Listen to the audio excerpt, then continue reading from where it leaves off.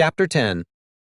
Fast Food, Synthetic Fibers, and Split-Level Subdivisions. The Slowing Transformation of Food, Clothing, and Housing. The failure of the post-war subdivisions was, paradoxically, a result of their great commercial success. The making of suburbs, which had been an honorable branch of town planning, became simply a way of marketing individual houses. The developers overlooked the chief lesson of the 1920s suburbs. Subdivisions should consist not only of private dwellings, but also of public spaces, where citizens can feel that they are part of a larger community. Rybczynski, 1995, page 126. Introduction. This chapter marks the transition between Part 1, which covers the interval 1870 to 1940, to Part 2, which treats the era since 1940. The chapters of Part 2 treat the components of the standard of living in the same order as in Part 1. In contrast to Part 1, where during 1870 to 1940, each component experienced fundamental and revolutionary change, in Part 2 the pace of change varies widely, from very slow to very fast. This chapter treats food and clothing, where there was little fundamental change, together with housing and its equipment that experienced rapid improvement in quantity and quality from 1940 to 1970, but slower progress thereafter. In Chapter 3, we found that the improvement in the standard of living related to food and clothing was the least important of all the changes that occurred between 1870 and 1840. Caloric counts suggest that most people were well fed in 1870, and indeed, foreign observers marveled at the amount of meat consumed by American farmers and the urban working class. Advances from 1870 to 1940 did not include any significant increase in calories consumed, but rather took the form of an increase in variety made possible by processed food and the refrigerated rail car, as well as the first regulations to control the contamination and adulteration of food.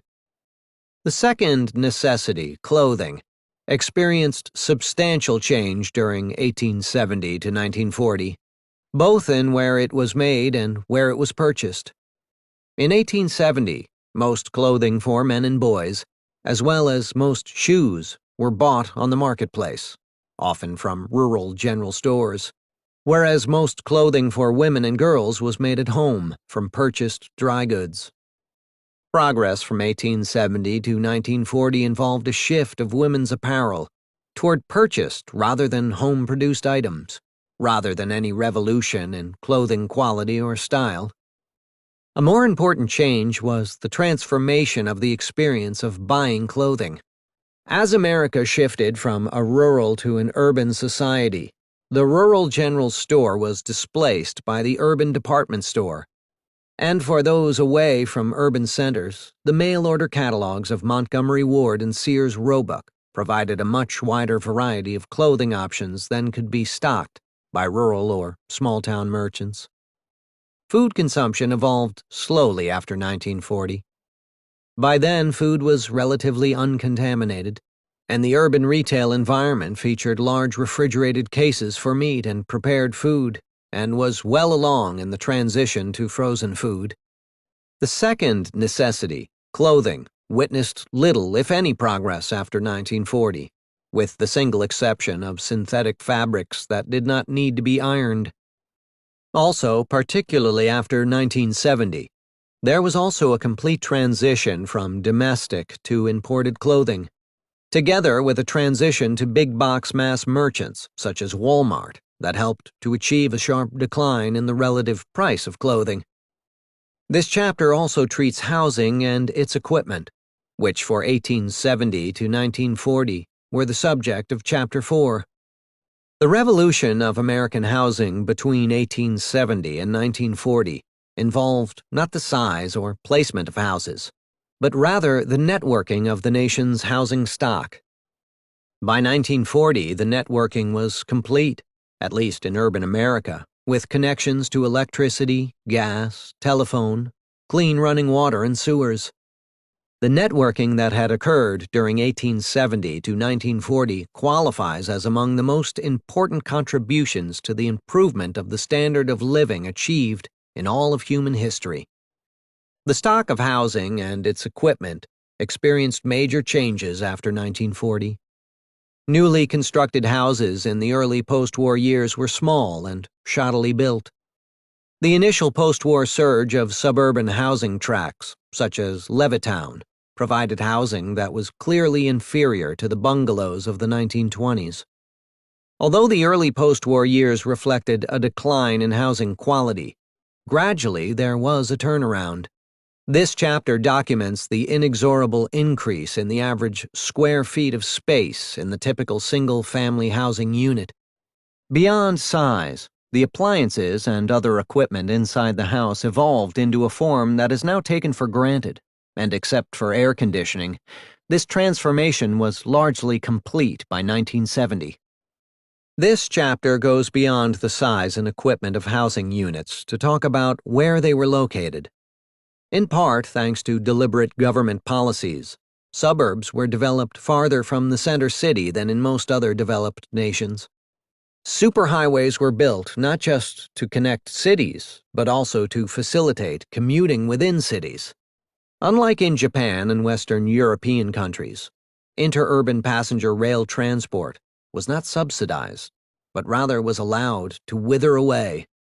Except in the densest part of a few central cities, households were forced to use automobiles for shopping, commuting, and travel for all other reasons. Only within the past decade has there been a reversal of suburbanization as an increasingly large number of people, particularly youth who have no children, as well as empty nesters, have shown a renewed taste for city living. Food inside the home. The modern era had already arrived by 1940. For 2 decades before our transition year of 1940, the concept of normal consumption of food and drink is elusive because of both Prohibition during 1920 to 33 and the Great Depression, which caused hunger and malnutrition for a substantial share of the population. By 1940, food and its marketing were, along most dimensions, quite modern, and indeed were much closer to the conditions of 2015 than those of 1870. Although Americans ate about the same amount of meat as they did in 1870, by 1940 they could take for granted that the meat had been transported in refrigerated rail cars and sold in refrigerated display cases. In contrast, back in 1870 there had been no refrigeration and cattle had often arrived in large cities on the hoof, in an emaciated state. The dominant form of meat consumption in 1940, particularly for the working class, was pork, just as it had been in 1870. But as we learned in Table 3.2, overall meat consumption fell by fully a third between 1870 and 1940. One reason for the decline in meat consumption was that immigrants were used to consuming smaller quantities of meat, and their taste favored multi-ingredient meals, such as stews, goulashes, and Italian dishes consisting of pasta, tomatoes, and small amounts of meat. Immigrants disdained bland American bread and cherished their ethnic bakeries, where old world recipes were preserved. Americans lagged behind European countries in the variety and quality of raw and cooked vegetables they ate. In the 1920s, only potatoes, cabbage, lettuce, tomatoes, onions, corn, sweet potatoes, and string beans were widely used. Gradually, the food habits of immigrants spread to the native-born population, and American farmers began to grow asparagus, artichokes, endive, avocados, sweet peppers, and spinach. Sales of citrus fruit tripled between 1920 and 1940. Food retailing in the 1920s and 1930s was revolutionized by the self-service supermarket. The potential saving of labor when customers provided their own service first occurred to Clarence Saunders, the founder of the Piggly Wiggly chain, who opened the first self-service market in 1916. The conversion to self-service and larger stores was concentrated in the 1930s, but was halted by the ban on new construction during World War II. Though the first use of the term supermarket did not occur until 1933, by the late 1920s, self-service markets were opening with interior sizes as large as 10,000 square feet, compared with a mere 600 square feet for the typical chain store operated by A&P and others.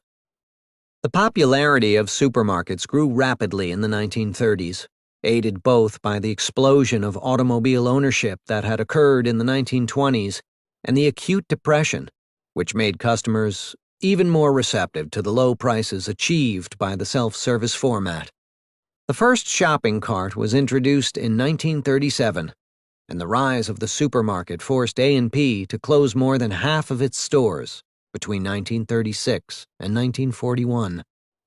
Despite depressed economic conditions, the 1930s witnessed not just the arrival of the self-service supermarket, but also the rapid development of the frozen food industry.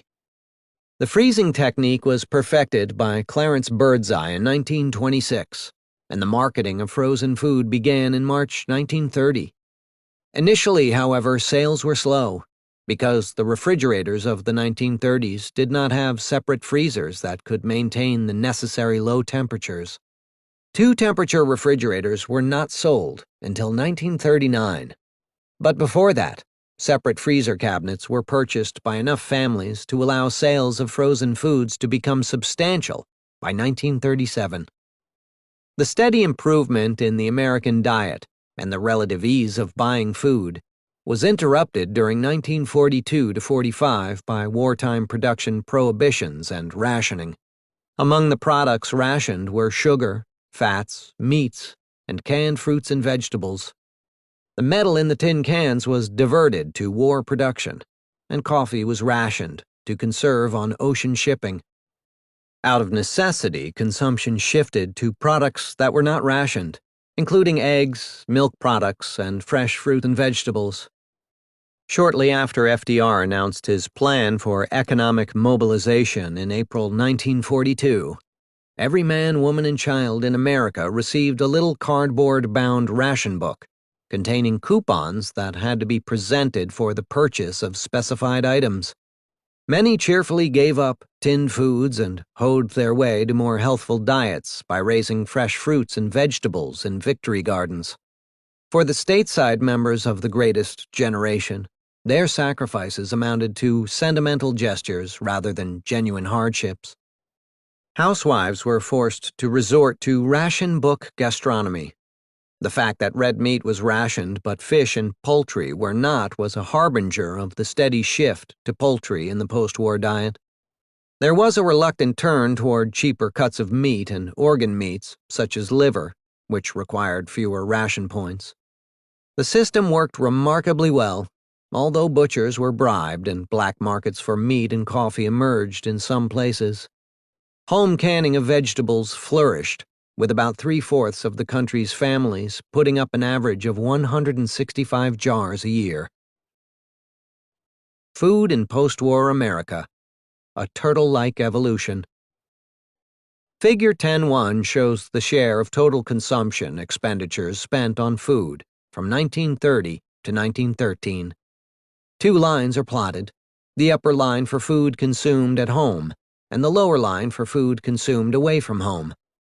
Because food is a necessity, we should expect that the percentage of consumption devoted to food should decline over time as real income increases, and the upper line for food eaten at home is consistent with this expectation for the post-war period between 1950 and 2000. After 2000, however, the ratio stagnates, one of many aspects of U.S. economic growth that indicates a decline in the rate of economic progress after 2000. Why did the percentage of consumption expenditures spent on food fail to decline between 1929 and 1950? The answer seems obvious. During the Great Depression, the living standard receded as real income per capita plummeted. And it is not surprising that the share of expenditures on food increased temporarily as expenditures on less essential goods and services were reduced. During World War II, the production of almost all consumer durable goods was prohibited, implying that the share of perishables, such as food, and non-durables, such as clothing, had to increase as a matter of arithmetic. The share may have remained relatively high in the immediate post-war years between 1945 and 1950 due to shortages of consumer durable goods. Though food eaten at home is a necessity, food eaten away from home is, if not a luxury, more of an option. As shown by the lower line in Figure 10.1, the share in total consumption of food eaten away from home remains roughly constant, except for a temporary bulge during World War II. When we divide the bottom line in Figure 10.1 by the top line, we obtain the share of food eaten away from home as a percentage of food eaten at home. The role of food eaten away from home steadily increased, from 20% of food eaten at home in 1929 to 29% in 1950, 37% in 1970, 60% in 1990, and then at a slower pace to 70% in 2013. The pace of transition away from food eaten at home to food eaten away from home slowed markedly after 1990. Whereas Figure 10.1 displays the share of nominal food spending in overall consumption, Figure 10.2 shows us the evolution of the relative price of food. The upper line indicates that there was virtually no change in the relative price of food consumed at home, whereas in contrast, the lower line indicates a steady increase in the relative price of food eaten away from home. This rising relative price can be interpreted as a byproduct of the fact that productivity growth in the service sector tends to be relatively slow, as restaurants combine food that has a constant relative price with labor that experiences a rising relative price. Even the efficiency of production methods in fast food outlets compared to traditional restaurants was not enough to stem the steady upward creep in the relative price of food eaten away from home. How did food consumption patterns change after World War II? Table 10.1 shows the consumption of each type of food, measured in pounds per person per year, for 1940, 1970, and 2010. After declining precipitously between 1900 and 1929, meat consumption bounced back enough that annual consumption of meat per capita by 2010 had returned to the level of 1870. But its composition was much changed, especially in the long-term shift away from red meat to poultry. The ratio of poultry to red meat consumption was only 14% in 1940, but by 2010 had reached 89%. The fundamental change in tastes was spurred in part by health concerns that red meat raised cholesterol levels and increased the likelihood of cardiac disease. Also, the development of massive poultry farms allowed the relative price of poultry to decline relative to red meat, further encouraging the shift of consumption. In the category of fats, the main event was the near disappearance of lard and, in recent decades, the sharp increase in the use of cooking and salad oils, including everything from corn and canola oil to olive oil. Sales of margarine had been boosted by the shortage of butter during World War II and remained higher than butter sales. The ratio of butter to margarine consumption shifted from 7.0 in 1940 to 0.5 in 2010. Though fruits and vegetables have become a much more important component of the American diet, a surprise in Table 10.1 is that the consumption of fresh fruit declined as compared to 1940. There was a marked shift away from fresh citrus fruit toward processed fruit juice that was largely completed by 1970, in part responding to improved preservation techniques that have given more of a fresh taste to processed fruit juices. The transformation of consumption of fresh vegetables has evolved quite differently from fruits, with a decline from 1940 to 1970 followed by a partial recovery by 2010. Somewhat surprisingly, canned vegetables still remain a greater share of consumption than frozen vegetables, in part because of the widespread use of canned tomatoes to make many multiple-ingredient dishes, including homemade pasta sauces and pizza. Consumption of dairy products and eggs peaked in the middle of the 20th century, when it was more common than recently for cakes, pies, and other baked goods to be made at home rather than purchased in a store. Though cheese consumption has steadily increased, frozen dairy goods have been on a plateau since 1970. Flour and cereal products steadily declined from 1940 to 1970, but then turned around and made a comeback, reaching the 1940 level in 2010. This may reflect the popularity of cold breakfast cereals. The total for all food consumption is shown in the bottom line of the table. Annual consumption of 1,563 pounds per person per year in 2010 works out to 4.3 pounds per day, up from 3.9 pounds per day in 1970 and 3.7 pounds per day in 1940.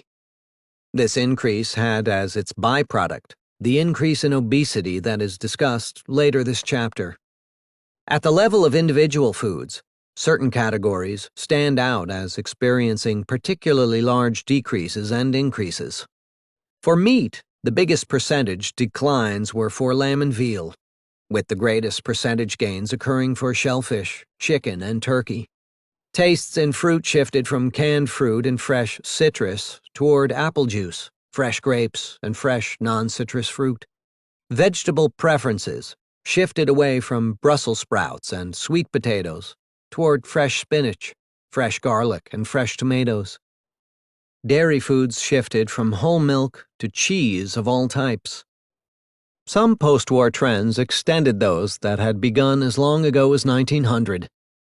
The breakfast meal had changed completely from the ham and hominy heaviness of 1870, and by the 1920s had become a light meal that featured juice, coffee, cold packaged breakfast cereals, with the addition perhaps of toast or sweet rolls.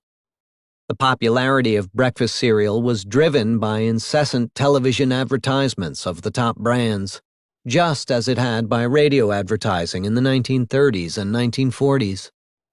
With the proliferation of new refrigerators containing freezer compartments, accompanied by increasing sales of separate standalone freezers, the consumption of frozen foods expanded rapidly after World War II. By the 1950s, TV dinners and frozen vegetables had become everyday staples. The invention of plastics in the 1930s had made it possible for leftovers to be preserved not just in waxed paper or foil, but in plastic wrap. The replacement of fresh food cooked at home by frozen meals evoked a justified protest that the quality of the American diet had declined. In the early post-war years, the utopian claims of the promise of frozen foods seemed far-fetched, somewhat like the Jetsons' vertical takeoff car that never made the transition from dream to reality. A magazine editor in 1954 imagined a future in which frozen food had emancipated women from any need to cook, had eliminated labor strife by preventing an increase in the cost of living, and brought abundance to American households. The euphoria about the promise of frozen foods was driven by the evolution of refrigerator and freezer technology. But fortunately, the predictions of a complete takeover by frozen foods did not occur.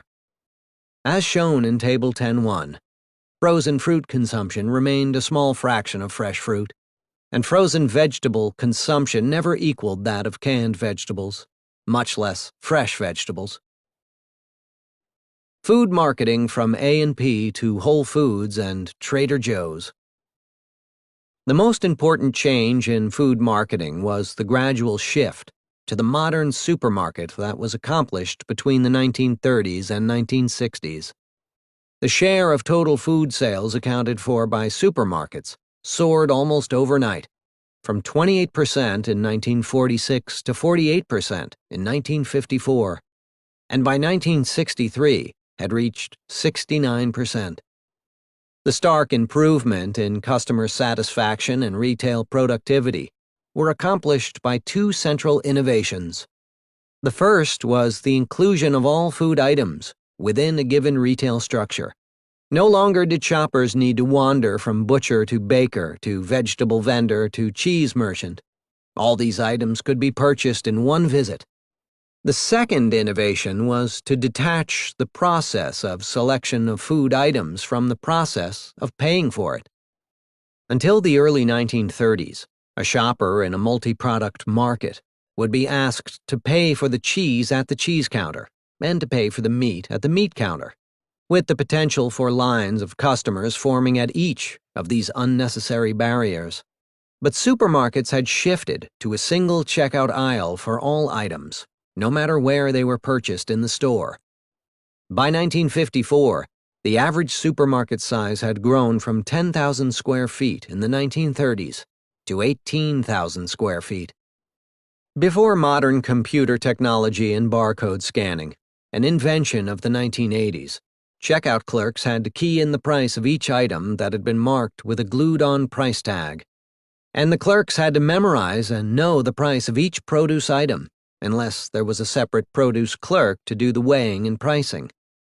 There was a rapid transition during the 1980s to the current technology, which has changed hardly at all in the past 3 decades. Clerks scan almost all items, including those from the deli and meat counters that have been affixed with their own barcodes. The homogenization of food retailing represented by the large supermarket chains of the early post-war years has been replaced by a cornucopia of options. Many consumers have access to food purchases from traditional supermarkets, Whole Foods, Trader Joe's, Walmart, and Costco.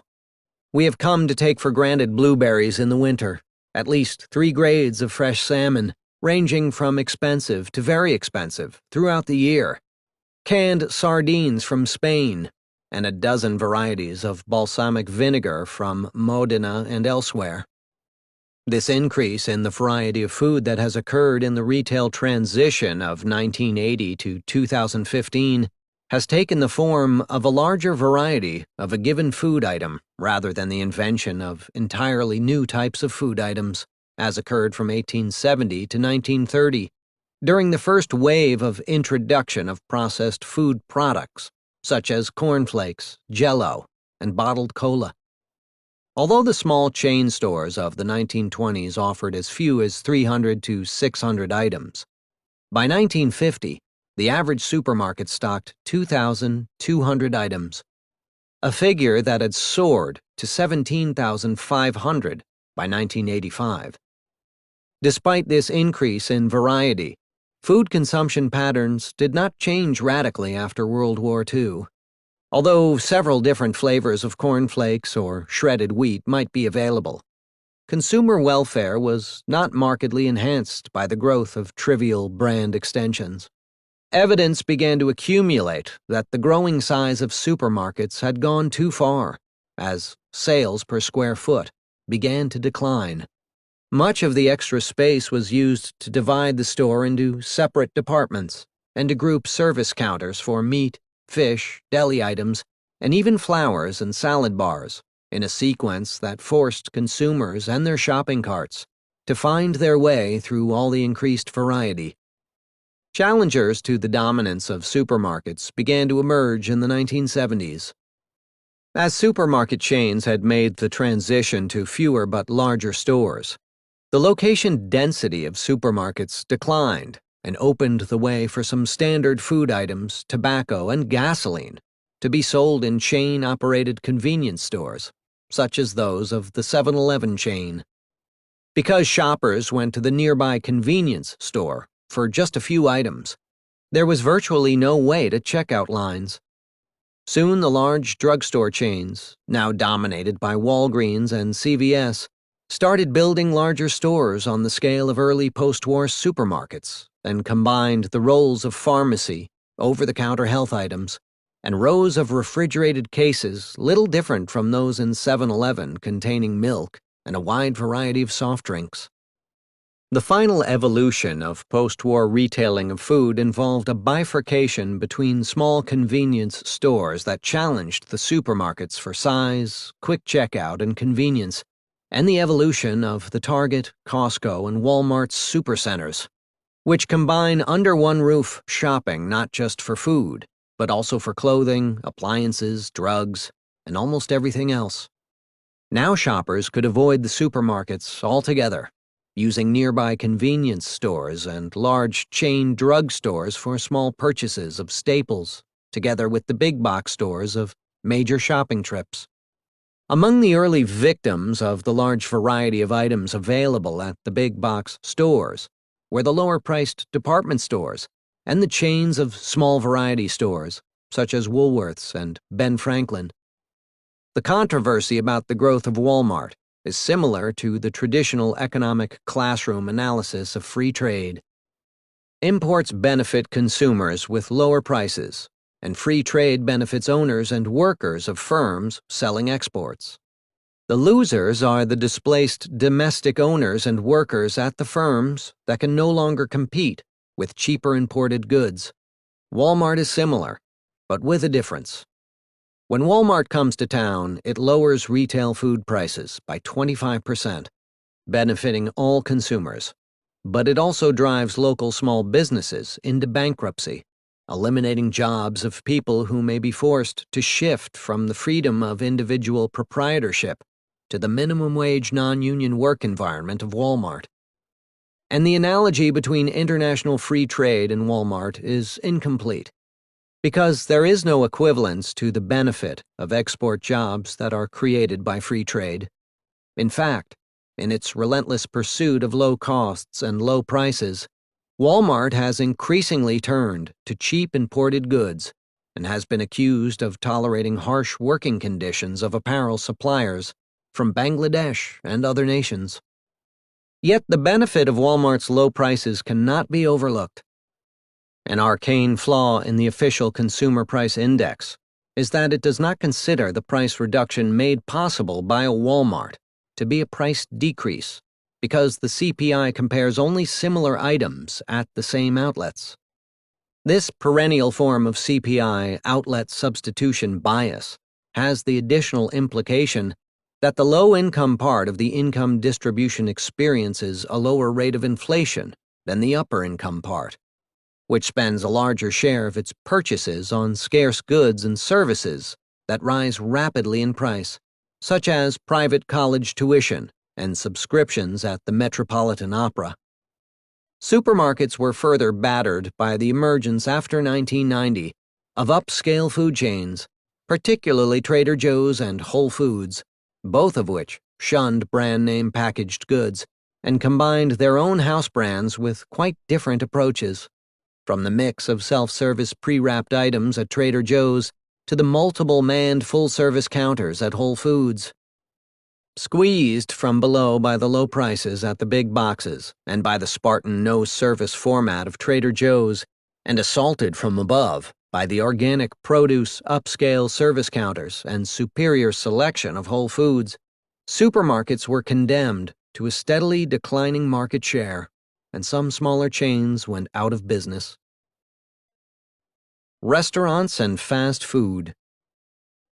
Our image of the post-war evolution of food consumption is of a continuing migration from cooking at home to food consumed outside the home, at a combination of full-service restaurants, casual dining chains such as Applebee's, Red Lobster, and Olive Garden, and a vast variety of fast food options, including McDonald's, Burger King, Kentucky Fried Chicken, Steak and Shake, Pizza Hut, and countless others. It makes perfect sense that the share of food consumed outside the home would increase, not just because higher incomes allowed consumers to buy food prepared outside the home, but also because of the sustained increase in female labor force participation between 1965 and 1995. Another contributor to the increase in food consumed away from home has been technology that did not exist 3 or 4 decades ago. Franchise fast food operations combine military-like training exercises with futuristic technology that allows them to deliver food to drive-through customers in 2 or 3 minutes. Current workers at Taco Bell wear a 3-channel headset that connects them simultaneously to the customer and the food and beverage workers. Orders are not called out to the kitchen, but are entered in point-of-sale computer systems that have become almost universal in restaurants over the past 2 decades. There is perhaps no greater symbol of the attachment of American consumers to their vehicles than that 70% of the revenue of the fast food industry comes from the drive-through lanes, which have achieved an assembly line efficiency worthy of Henry Ford. A primary reason why the share of food consumed away from home has increased is the manufacturing-like efficiency of the fast food outlets. Go into the kitchen of a Taco Bell today, and you'll find a strong counter-argument to any notion that the U.S. has lost its manufacturing edge. Every Taco Bell, McDonald's, Wendy's, and Burger King is a little factory with a manager who oversees 3 dozen workers, devises schedules and shifts, keeps track of inventory and the supply chain, supervises an assembly line churning out a quality-controlled high-volume product, and takes in revenue of $1 million to $3 million per year, all with customers who show up at the front end of the factory at all hours of the day to buy the product. The big brands spend hundreds of millions and devote as much time to finding ways to shave seconds in the kitchen and drive-thru as they do coming up with new menu items. A major theme of this book is that the pace of technological change has been slowing. For many of the innovations made possible by computers and information technology have already occurred. This is apparent in the fast food industry, for the primary tools to provide rapid and accurate delivery of fast food to customers arriving in their own vehicles were developed in the 1990s, not within the past decade. Food issues, inequality, and obesity. U.S. income inequality was high between the 1890s and 1920s and fell sharply during the Great Depression and World War II. The era between 1945 and 1975 was called by Claudia Golden and Robert Margot the Great Compression, after which income inequality began its multi-decade increase, which still continues. The growing divide between middle and upper-class Americans and their poorer fellow citizens has numerous causes and consequences, most of them treated in Chapter 18. Here our attention turns to the relationship between income inequality, nutrition, and obesity. There is a day-and-night difference in the quality and quantity of food consumed at the top and bottom of the income distribution. At the top, the richest Americans dine in grand restaurants that charge $180 per fixed-price meal, with costs of wine not included. They buy berries from Chile and New Zealand out of season, and pay Whole Foods $15 per pound for Icelandic salmon. But at the bottom, even after 6 decades of post-war prosperity, the bountiful average levels of American food consumption displayed in Table 10.1 have not reached the poorest decile of the income distribution. In the America of 2014, many families, and especially children living in poverty, did not have enough to eat.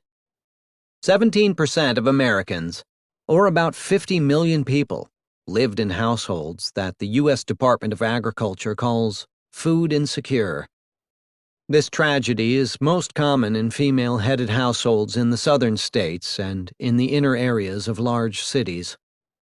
A new problem that influences our interpretation of advances in the American standard of living is the rising incidence of obesity. For the total population, 1/3 of adults and 1/5 of children are obese.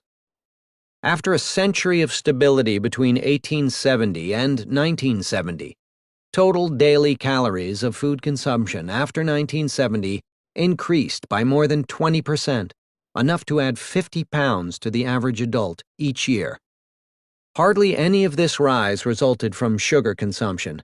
More than half has come from fats and oils, and most of the rest from flour and cereal. Many of these extra calories are consumed away from home. This is triple the calories eaten away from home 30 years ago. Foreigners often note the large portions served at American restaurants, and drink sizes at fast food restaurants have escalated from 8 to 16 or even 32 ounces. As some states have required restaurants to list calorie counts on their menus, Americans have been surprised to find that a standard plate of food at a casual dining restaurant can contain 1,500 to 2,000 calories, as much as many adults should eat in a full day. International comparisons support the view that the United States is an outlier in the extent of its obesity. In 2000, the U.S. percentage was 27%, and none of the 23 other countries compared had a percentage above 20%. Half the countries had obesity percentages below 10%, with Italy at 8%, France at 6%, and Japan at 2%. Obesity is a particular problem for the poverty population. A 2008 study by the U.S. Department of Agriculture found that children and women eligible for food stamps were more likely to be overweight than those who were not. There appears to be a systematic relationship between inequality and obesity. Analysts have concluded that the relative prices of healthy foods, including fruits and vegetables and lean meats and fish, are beyond the budget constraint of the poorest families. Much has been written about the food deserts. Without a full selection of supermarket food in poor urban ghetto areas, but studies have shown that poor people are just as likely to subsist on sugary, fat, and processed foods near well-stocked supermarkets as in food deserts. There is substantial economic literature on the causes of increased American obesity.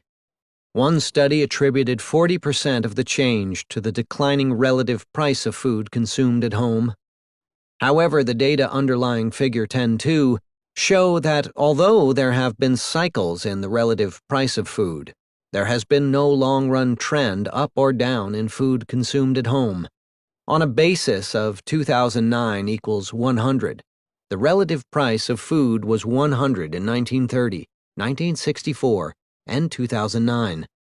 Because the incidence of obesity has been steadily increasing in the United States, there is no support for changes in the relative price of food as a cause.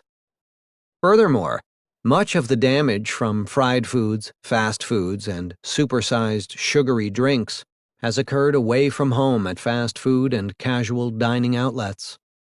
As shown in Figure 10.2, the relative price of food away from home has steadily risen.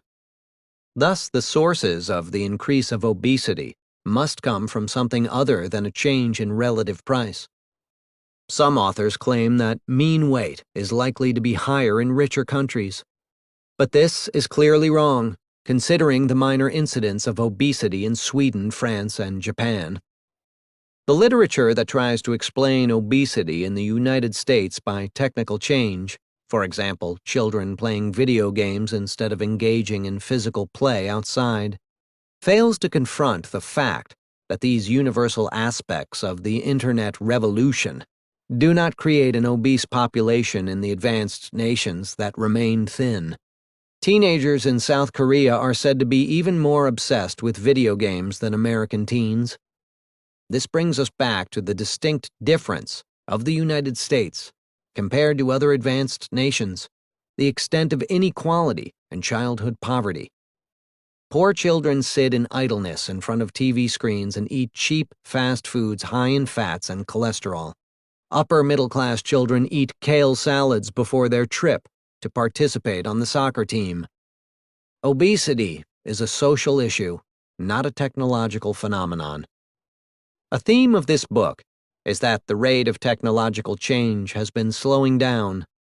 A new dimension of concern is that childhood obesity, especially among the poverty population, may lead to occurrence of diseases such as diabetes and heart disease that have the potential to reverse the century-long improvement in life expectancy. Although the evidence is still controversial, these data raise the possibility that the current generation of children could suffer greater illness or experience a shorter lifespan than that of their parents. The first such reversal in lifespan in modern history. We return in Chapter 14 to the evidence that the poverty population is missing out on the century-long increase in life expectancy. The slow evolution of the second necessity, clothing. The consumption of clothing for men, women, and children may have changed between 1940 and 2010, but the nature of this change was trivial compared to the other categories considered in this book. This section first examines the large decline in the share of consumer expenditure spent on clothing, then examines changes in how and where clothing was purchased, and finally discusses the relatively minor changes in clothing styles and quality. Clothing declined sharply as a share of nominal consumer expenditures, in part because the relative price of clothing declined so rapidly. Figure 10.3 shows that the share of total nominal consumption consisting of clothing declined from 10.1% in 1940 to a much lower 3.1% in 2013. Already in 1940, the clothing share had declined from 13.1% in the year 1900.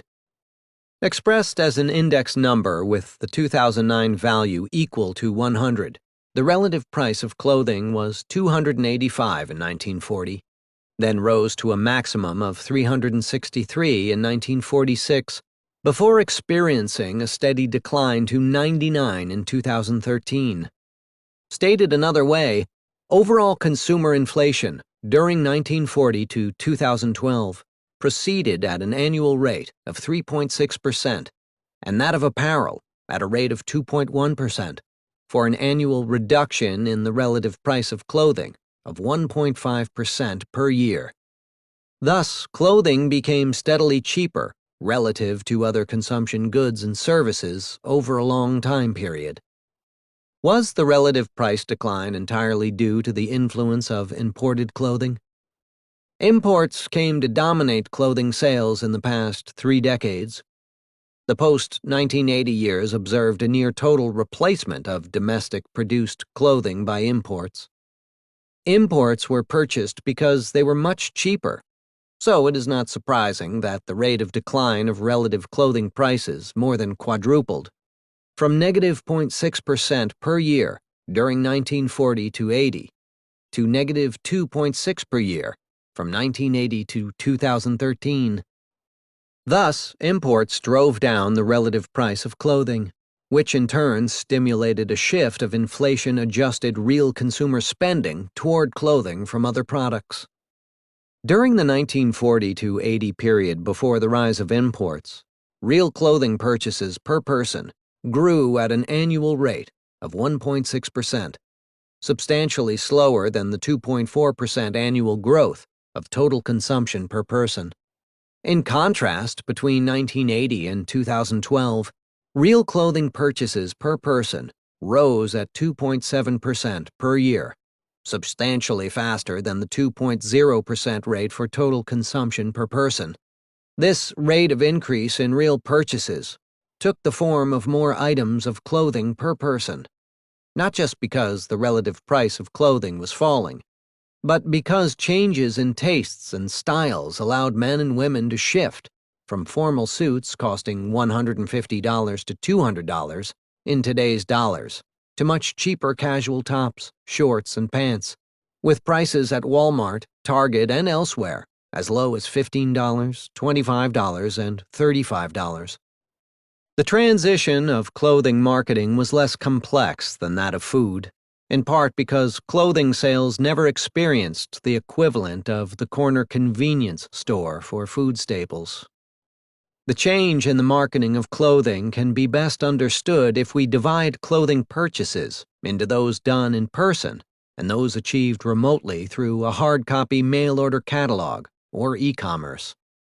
Clothing sales during 1900 to 1945 were dominated by downtown department stores, with different selections providing higher prices and quality at some stores, for example Marshall Field's in Chicago. and lower prices and quality at other stores, for example, Goldblatt's in Chicago. The same gradation of price and quality occurred everywhere, with competition between local stores rather than among national chains. After 1945, there was a rush of the dominant downtown department stores to branch out and become anchors in the early post-war shopping malls, initially located in the first ring of suburbs and later in far suburbs and exurbs. An important source of productivity gain for food stores was the development in the 1930s of the self-service supermarket, with a single set of checkout aisles. In contrast, the department store remained departmentalized. If you bought a coffee maker, you paid for it in the small appliance section, and if you then bought a men's shirt, you paid for it in the men's shirt section. This system of decentralized payment is still used in downtown and suburban multi-story department stores. The most important development of post-war apparel retailing was the shift by Walmart and its competitors to the food supermarket system of a single checkout aisle. But this required large greenfield sites where the entire retailing operation could be conducted on a single floor, with a set of checkout lanes near the single set of entry doors. Except for the invention of man-made fabrics, quality changes in clothing were minimal between 1940 and 2013. Most changes reflected changes in taste rather than quality, such as the disappearance of fedora-type formal men's hats, the rise and fall of women's hemlines, and a shift to informal clothing styles, such as business casual and sportswear. Changes in style and improvements in man-made fabrics led to a shift away from cotton, wool, and silk. In 2013, U.S. apparel imports consisted of 49.1% cotton, 48.8% polyester and other man-made fabrics, and only 2.1% wool, silk, and other fabrics. Tastes in clothing evolved gradually. Female tastes shifted from dresses to separate tops and bottoms, and women revolted from the ups and downs of hemlines by shifting from skirts to pants and pantsuits. Likewise, men wore formal suits less often, and separate jackets and trousers more often. Hats for women gradually disappeared, as they had for men a decade or two earlier. The market fragmented with clothing that differed by age group and lifestyle. But the continued trend toward casual clothing created a more uniform look for men based on the universality of khaki and blue denim pants. Men began to switch from shirts with buttons to polo shirts and turtlenecks. For women, the casual trend eroded the difference between daytime and evening wear, and as more women joined the labor force, they favored clothing that they could wear to work and then out at night without changing. By the mid-1970s, jeans for women had become so common that what began as a rebellion against conformity became a unisex uniform. In the past few decades, the trends toward casual wear and sportswear has continued. Denim jeans for both women and men include overpriced, often tight-fitting designer jeans sold at upscale department and specialty stores, as well as equally sturdy versions sold at big-box retailers for a fraction of the price. Knit tops, tunics, skirts, pants, and sweaters have become standard women's wear. Traditional shoe styles, including dress oxfords and loafers, are being worn less often, having been partly replaced by boat shoes and all types of athletic shoes, with separate designs for jogging, tennis, and basketball. Many companies have relaxed dress codes and allowed casual Fridays, on which suits and ties are replaced by open-neck shirts and khakis. This section has emphasized the very slow evolution of changes in tastes and styles, together with the rapid reduction in the relative price of clothing that occurred after 1980. Most observers would consider this a prime example of the benefits of globalization and free trade. But Elizabeth Klein offers legitimate qualifications. The most obvious is the loss of manufacturing jobs, an inevitable byproduct of free trade. A total of 650,000 apparel jobs disappeared in the 10-year period 1997 to 2007, the prime period when the supply of imports from China multiplied so rapidly. The differences of wages and the lack of difference of productivity made the shift to Asian imports inevitable. When everybody went offshore to the Orient, we opened Pandora's box. After that, you couldn't manufacture clothing without being in Asia. You can never shut that box and say we can go back to where we were. It's open. It's done. It's finished. From Levittown to McMansions, the post-war evolution of housing. By 1940, the American housing stock had advanced a long way from the simple isolated dwellings of 1870. Urban housing units by 1940 were networked with the 5 basics of electricity, gas, telephone, running water, and sewers. None of this existed in 1870, except for gas and water in a few upscale urban neighborhoods. The rest of this chapter chronicles the further transformation of American housing from 1940 to 2015.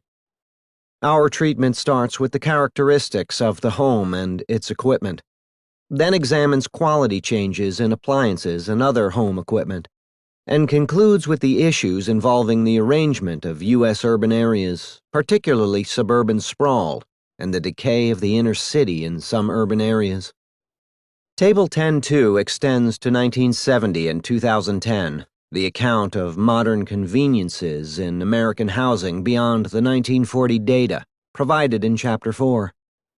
By the time of the first U.S. census of housing in 1940, virtually all urban housing units had electric power, running water, and exclusive use of an indoor toilet, whereas these conveniences were much less common in rural America, and particularly in the rural South.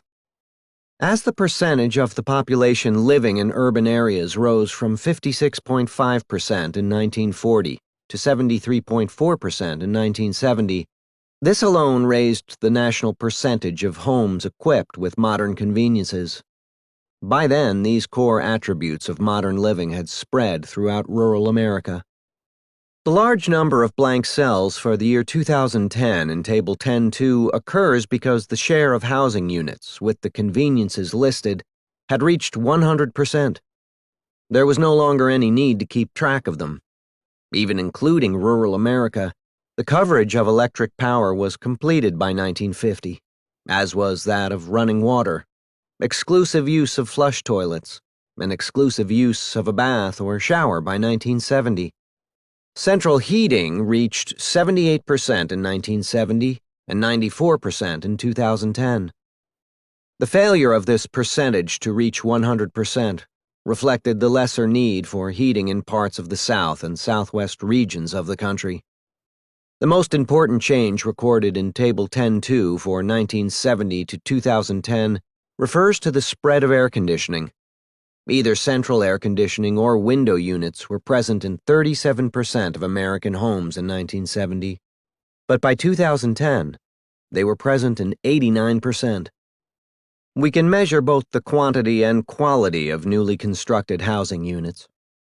Our quantity measure, illustrated in Figure 10.4, is the number of new housing units constructed, housing starts, divided by the number of households, expressed as an index number with 1929 equaling 100.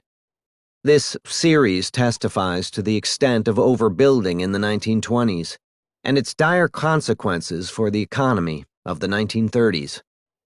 A 5-year moving average reaches a peak of 186% of the 1929 value in 1923 to 27, and then falls precipitously to 31% in 1931 to 35. A decline of 83%. The moving average reached its post-war peak of 146% in 1950 to 54. The housing bubble of 2002 to 6 raised the ratio only to 85%, and for 2009 to 13 the ratio was 30%, lower than during the worst years of the Great Depression. Overall, the construction of new housing units relative to the number of households has declined substantially in the last 4 decades. from an average of 135% of the 1929 level in 1947 to 72 to a much lower 78% during 1973 to 2013. The causes of the long-term decline in the building of housing units per household include excess demand in the first decade after the war ended in 1945 that was largely satisfied by 1970, the increased relative price of construction, and the gradual slowdown in the rate of population growth. A more subtle reason is that housing units last almost forever. New housing units are built on previously undeveloped lots, ever farther from the city center rather than by destroying central city housing that may be 100 or even 200 years old. The central cities and railroad suburbs of Boston, New York, Philadelphia, and Chicago were largely built up by 1929, and almost all the pre-1929 residential construction is still intact. How does this explain the secular decline in the number of annual housing units constructed relative to the number of households? If houses last forever, but people have finite lifetimes, then an ever-increasing share of the need for housing can be satisfied by houses older than average life expectancy. Those who die in 2015 at the average age of 85 were born in 1930. So the entire stock of housing built before 1930 is available as an option for the new households being formed now, requiring less new construction. The fraction of housing needs that can be satisfied by pre-existing housing rises as the rate of population growth declines. A measure of quality is shown by the white line in Figure 10.5, the average real value of housing constructed per year divided by the number of units constructed per year. This is expressed as an index number with 2005 equaling 100. Real spending per unit increased at a fairly steady pace between 1950 and 2006, except for an upward surge in the 1980s. We ignore the further increase after 2006 as a typical cyclical response. When housing construction collapses, as in the Great Depression and in the financial crisis after 2007, larger homes continue to be constructed, and smaller starter houses and small apartment units bear the brunt of the collapse of construction.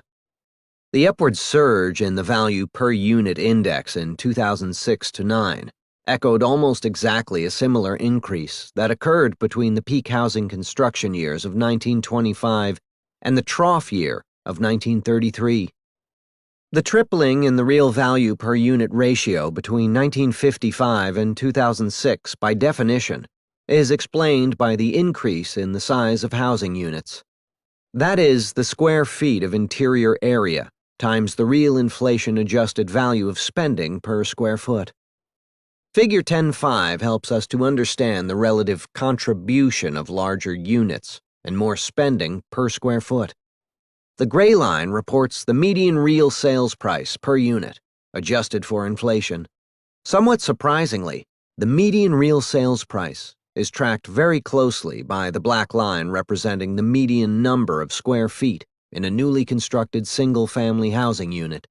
This very close correspondence suggests that the dominant reason for the increasing real sales price was that single-family housing units have steadily become larger. The size of the median newly constructed U.S. single-family unit more than doubled over the post-war era.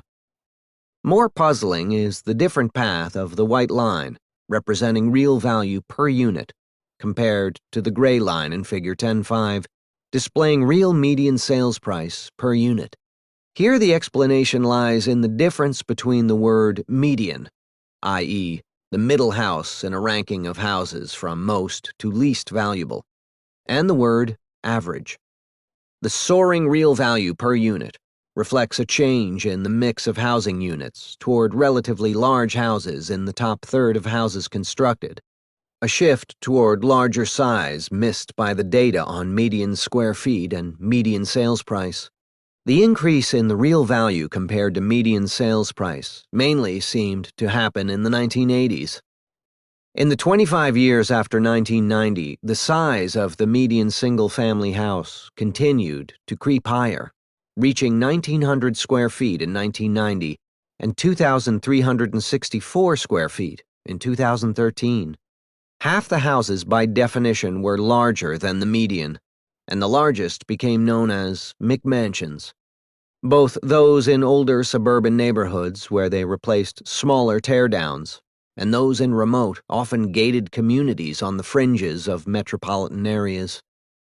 Between 1992 and 2013, the fraction of newly constructed homes with 4 bedrooms or more increased from 29% to 44%, of those with 3 bathrooms or more from 14% to 33%, and of those with a garage holding 3 or more cars from 11% to 21%.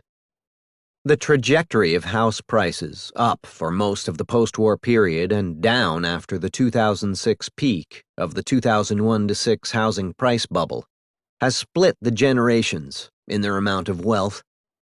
Those who owned homes between 1960 and 2005 experienced enormous gains that provided a cushion of home equity against which they could borrow, and that also provided income for retirement, if eventually they chose to downsize.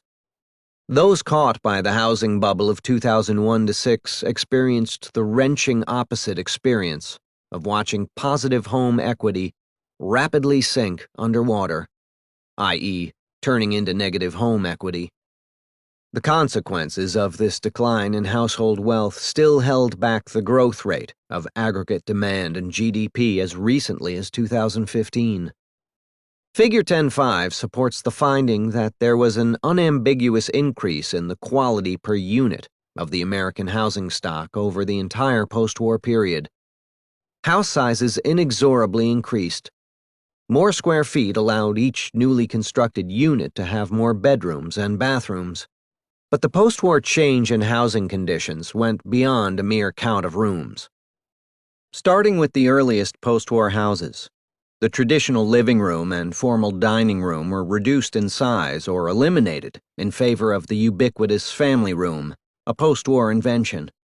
That was initially placed next to the kitchen and during most of the past 3 decades included within the kitchen as a great room, in which the dinner could be cooked and eaten, children could play in an informal setting, and the family could gather after or even during dinner to watch the increasingly large TV set that was the central focus of the family room.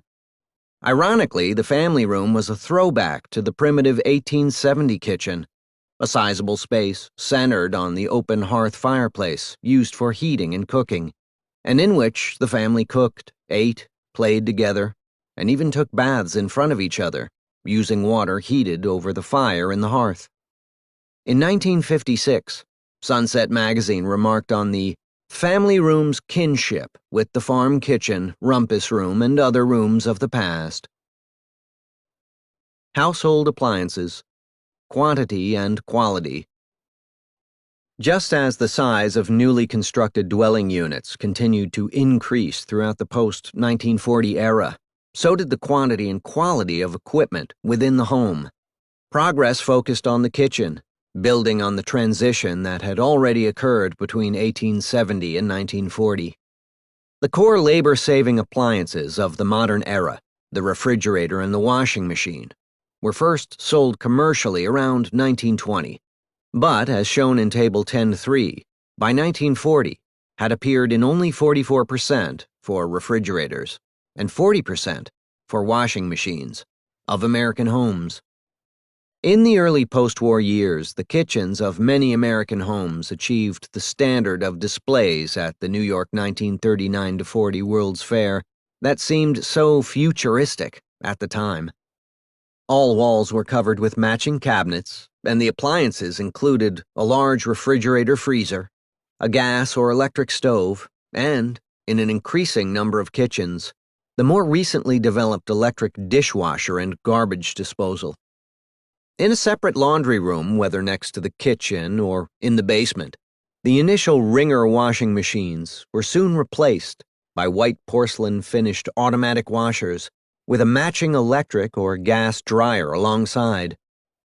In 1959, Richard Nixon and Nikita Khrushchev visited a model ranch house containing a well-equipped kitchen that was part of an exhibition in Moscow to show the Russians how well ordinary Americans lived. Soviet journalists scoffed that the exhibit was a fraud, since such a Taj Mahal could surely be afforded only by millionaires. Nixon retorted that such a house could be purchased with a $100 per month mortgage payment that was within reach of the budget of an ordinary steelworker. Foreigners in countries where apartment dwelling is still predominant continue to marvel at the living standard of typical American middle-class families, with their two-car garages and houses large enough to store their abundance of possessions. Table 10.3 traces the post-war advance in the percentage of dwelling units equipped with specific types of appliances. These data apply to all dwelling units, whether built in 1830 or 1890 or 1955. Not surprisingly, the two most important appliances, refrigerators and washing machines, became universal first. This is clearest for the refrigerator, which had arrived in 98% of American homes by 1960. The washing machine never reached the same penetration, because many apartment dwellers relied on machines that were communal to the building, or went outside the apartment building to patronize laundromats. The early data for washing machines in the 1940s and 1950s need qualification, for some of the machines in question were equipped with hand wringers to squeeze the water out of the clothes, requiring human effort, no longer required by fully automatic washing machines with their mechanical spinning wash tubs. Whereas washing machines eliminated the previous drudgery of the washboard, described in Chapter 8, the arrival of the clothes dryer eliminated the tedious task of hanging clothes on outside clotheslines, where the drying process could be interrupted by rain or where, in industrial cities, the clean clothes could be coated with soot and pollution. Clothes dryers took longer to reach American households than washing machines, but eventually caught up. By 2010, about 80% of American households had automatic washers and dryers, which had been sold as matching pairs since the 1950s. Somewhat surprisingly, the percentage of households with a stove that included an oven and cooktop was only 24% in 1952, rising to 99% by 1990.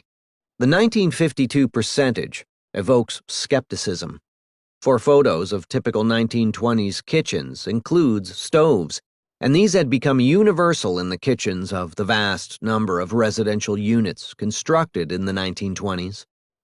No appliance was more enthusiastically accepted than the microwave oven, present in only 8% of American homes in 1980, but in 96% in 2010.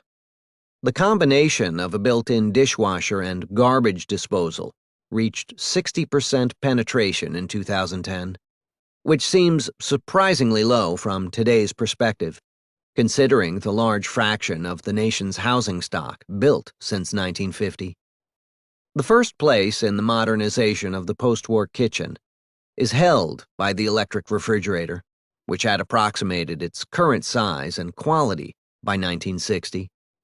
Between 1930 and 1950, the average refrigerator doubled in size.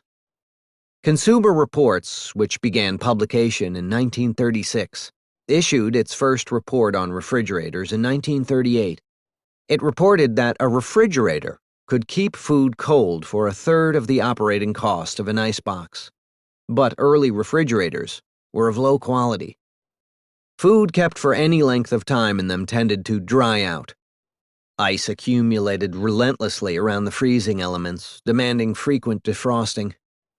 There were many improvements in refrigerators after 1940, and the most important was in the basic function of being able to keep food at a specified temperature. In 1949, the criterion for the refrigerator compartment was 43 degrees Fahrenheit, gradually lowered by 1957 to the present 37 degrees Fahrenheit. In 1949, only 2 of the models tested could hold a freezer temperature at the required 0 degrees Fahrenheit, and the other models registered temperatures of 5 to 22 degrees Fahrenheit. It was not until 1964 that all tested models could hold a temperature of 0 to 5 degrees Fahrenheit. Beyond its greater ability to cool or freeze food, the 1970 refrigerator was a far different appliance from its 1949 predecessor. The most important quality improvement was the addition of refrigerator defrost, followed by full freezer defrost. Steady improvements included shelves in the door, a heated butter compartment, vegetable crispers, a meat compartment, and adjustable shelves. These new features were estimated to add about 10% to the value of a 1970 refrigerator. But this additional consumer value was swamped by the importance of improvements in energy efficiency. Between 1949 and 1983, reduced electricity use for a refrigerator of given size and quality amounted to an effective price reduction of negative 1.66% per year, which cumulates to 76% over that 34-year interval. This price reduction was overlooked by the government's Consumer Price Index, CPI, which did not measure any of the benefits to the consumer of the improvements in energy efficiency achieved by appliances. Because the same price index is used to convert dollar spending into real consumer spending, measures of real GDP understate improvements in appliance quality as a result of improving energy efficiency. A dimension of improvement common to all appliances, including television sets, was their frequent need for repair in the early post-war years, followed by a steady improvement in reliability. Consumer Reports complained in 1949 that a very high percentage of service calls on pre-war refrigerators were for repair of slipping belts, poor piping and shaft seals, trouble with expansion valves, and thermostat trouble. This year's refrigerators seem to have eliminated the first three problems almost entirely. By 1971, the refrigerator report purred with satisfaction, and the overall quality differences between models were generally smaller than they had been, and a notable uptrend in quality had emerged. After 1971, there were no further comments in Consumer Reports about refrigerator quality, indicating that a high plateau of uniform quality had been reached. Pre-war washing machines were not truly automatic, and instead required users to employ a hand wringer. The sales of truly automatic washers did not surpass those of wringer models until 1952. Just as refrigerators added many new features in the early post-war years, so did washing machines, including wash and wear cycles and multiple temperature and water level choices. By the early 1980s, all rated machines provided 3 cycles, 2 separate automatic dispensers for bleach and softener, and continuous rather than discrete control of water level. Just as refrigerators, especially their freezer compartments, became larger, so did the capacity of washing machines, from about a 10-pound load in 1960 to about an 18-pound load in 1981. Just as 2 decades elapsed after 1945 before refrigerators could maintain food at the desired temperature, so washing machines also gradually improved from the early models. One 1950 machine was rated not acceptable because it tangled clothes so badly and so consistently. As late as 1960, most washers were unable to get rid of large quantities of sand, or tended occasionally to redeposit some of the sand they removed onto subsequent loads. Gradually, sand and lint problems were solved, and by 1982, quote, all the machines are designed to prevent lint from settling on clothing during the wash, end quote. Overall quality improvement in washing machines during the 1945 to 80 period was not as significant as for refrigerators, primarily because the big improvements of refrigerators in their ability to defrost automatically and gradually to become more energy efficient were not relevant for washing machines. The evaluation of quality change for built-in under-counter dishwashers involves the same issues as for laundry and washing machines. Dishwashers were introduced in the early 1950s, simultaneous with clothes dryers and room air conditioners. A basic dimension of quality improvement was increased interior capacity within a fixed exterior dimension. Just as washing machines increased from a capacity of a 10-pound load to an 18-pound load, so the dishwasher increased from 6 to 11 place settings between 1952 and 1980. There was a steady improvement in the basic function of getting the dishes clean. Similar to the increased flexibility of washing machine controls, dishwashers also introduced alternative cycles and water temperatures. Clothing dryers were a relative latecomer, invented in 1930, but sold only after the war. Clothes dryers did not experience any technical evolution such as that between wringer washers and automatic washing machines. They applied heat to tumble the clothes dry right from the beginning. The earliest dryers required lighting the gas flame with a match, but automatic ignition became standard by the early 1950s. As for washing machines, the main improvements were improvements in multiple heat settings and timing controls. By the 1970s, dryers had automatic sensors.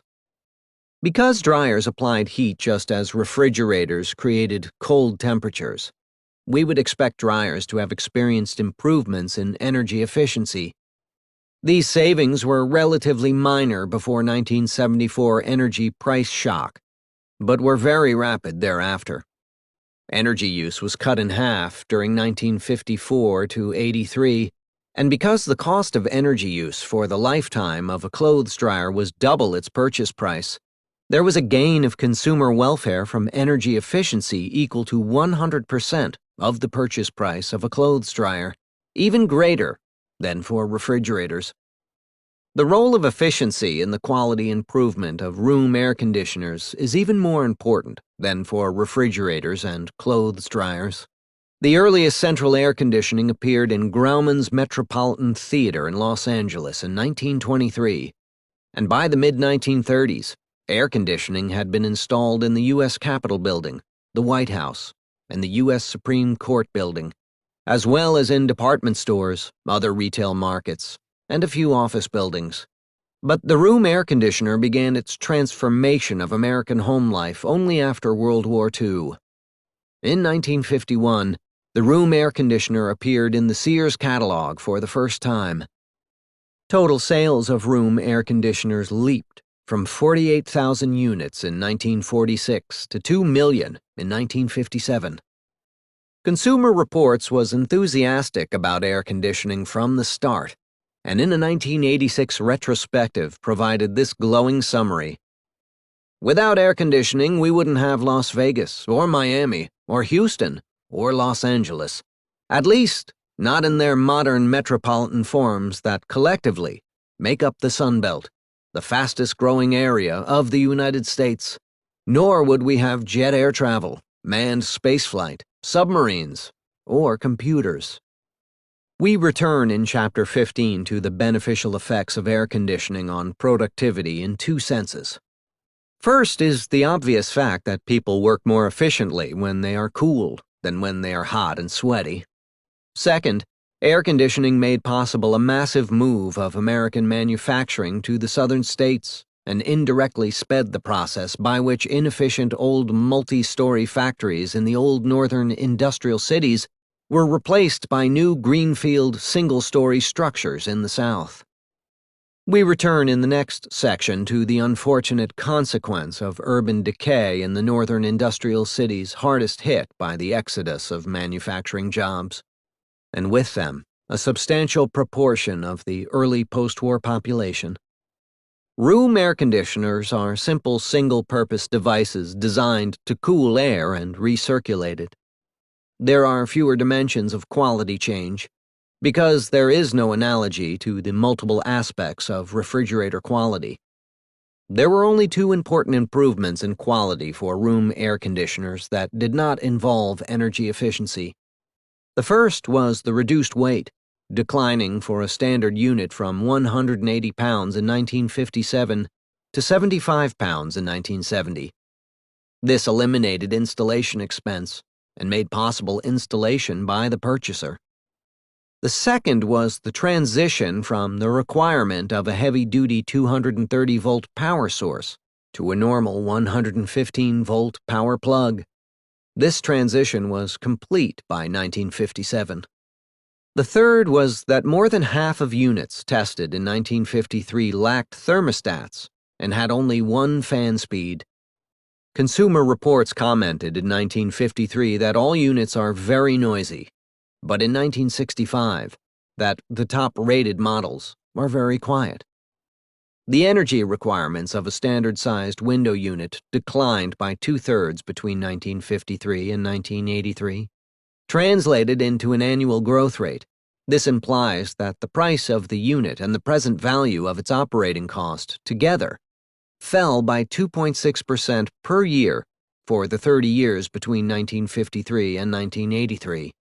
Stated differently, the quality of a window unit with a given output increased by 2.6% per year for 30 straight years, implying a doubling of quality over that 30-year period. Leaving aside audio, visual, and computer-related equipment to be discussed in chapters 12 and 13, the only new piece of household equipment introduced after 1950 was the microwave oven. First introduced in 1965 and sold in large quantities around 1980, the quality of the microwave oven evolved along the same dimensions as the washer, dryer, and dishwasher. The early models offered mechanical controls, a timer dial, and a single power setting. Later models were much improved and included a temperature probe, numerous variable power settings, and touch panel controls.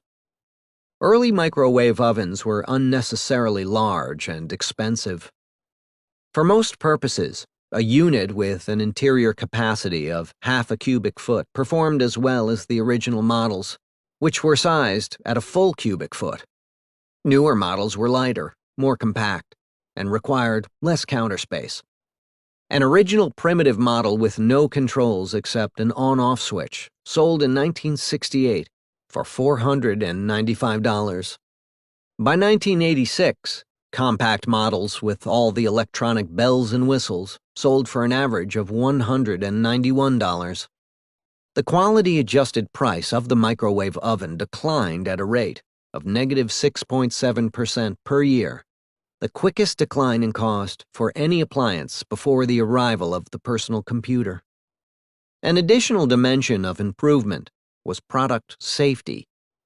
There was radiation leakage in early models, but by 1985, Consumer Reports found that radiation leakage was quite low in most models. Our evaluation of the quality of appliances is largely based on a detailed study that I conducted in the 1980s and that was published in 1990.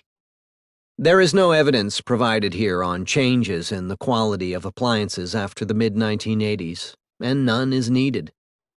The basic source of my research, Consumer Reports Product Evaluations from 1938 to 1986, explicitly conclude that there was no further quality improvement in appliances after 1960 for some appliances and after 1970 for others. Though there were doubtless some additional gain in energy efficiency after the mid-1980s for the appliances that had high energy consumption, refrigerators, clothes dryers, and room air conditioners, the other dimensions of quality had reached a plateau by 1970.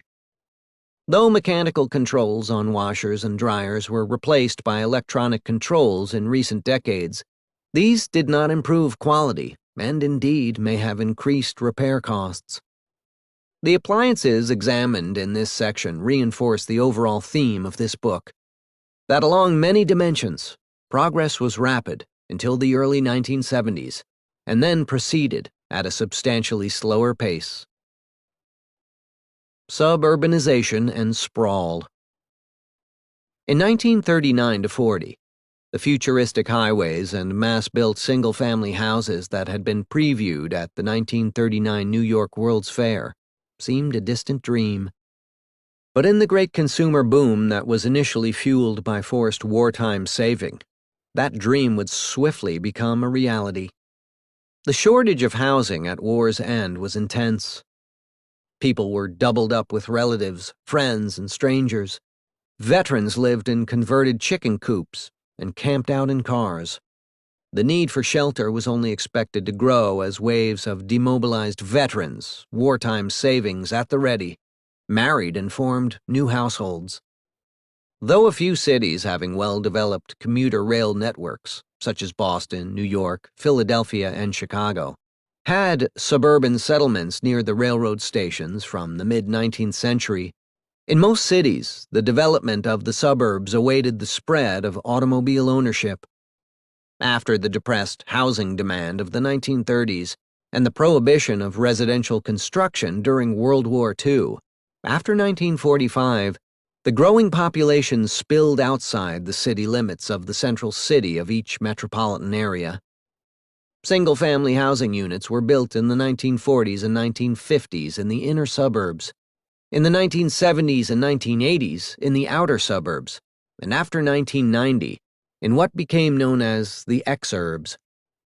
Spurred on by growing family sizes during the baby boom, middle-class parents fled the central city, leaving central cities in which residential segregation in some cities isolated the African American population in what became known as urban ghettos.